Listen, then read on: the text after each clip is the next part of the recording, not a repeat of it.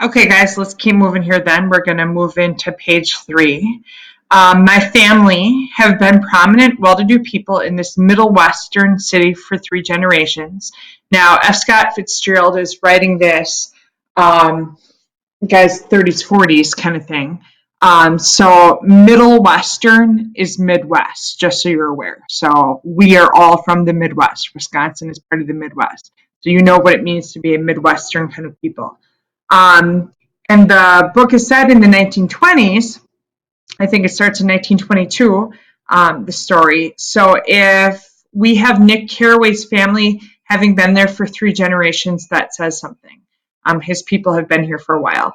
The Carraways are something of a clan, and we have a tradition that we're descended from the Dukes of Buccleuch, but the actual founder of my line was my grandfather's brother, who came here in 51, so 1851.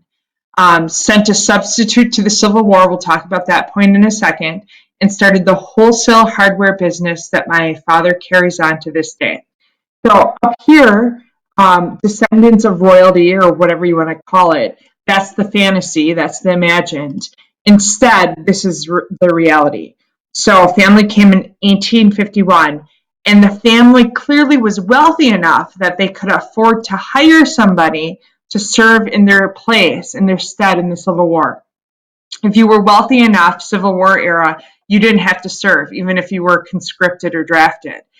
You could hire somebody to take your place. So the Carraway family has always been well-to-do. That's what we have to walk away with. I never saw this great uncle, but I'm supposed to look like him, with special reference to the rather hard-boiled painting that hangs in Father's office. I graduated from New Haven at Yale. Yale University is a Ivy League school, so you know what that means. In 1915, World War I started in 1914, people. Just a quarter of a century after my father, and a little later I participated in that delayed Teutonic migration known as the Great War. Teutonic is a reference to Germanic. Don't get hung up on that. The Great War is World War I. Nick Carraway fought in World War I. You're going to find out that Great Gatsby, for whom the book is named, also fought in World War I. I enjoyed the counter raid so thoroughly that I came back restless. Instead of being the warm center of the world, the Midwest now seemed like the ragged edge of the universe. So I decided to go east and learn the bond business. Okay, so Nick comes back from having seen the world. He went off to war. And he goes home at first to the Midwest, and he can't settle down. He realizes that home is rougher. It's not as refined as what he would have thought. I know none of you have gone off to college yet, but I think you're going to live this when you go off to college and then come home for breaks or home for the summer.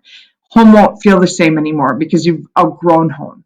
And that's Nick's issue. So he decides to go out east and work in finance. Everybody I knew was in the bond business, so I suppose it could support one more single man. All my aunts and uncles talked it over as if they were choosing a prep school for me, and finally said, why, yes, with very grave, hesitant faces. Okay, I don't like this. A grown man, Nick Carraway, he has served in war, but the family decides what he gets to do. Do you get a sense of how tight this family is? And it's not tight from a familial, everybody works together perspective. It's tight from a we're rich and we have to stay rich, maintain the reputation kind of perspective. Father agreed to finance me for a year, and that is a very telling fact.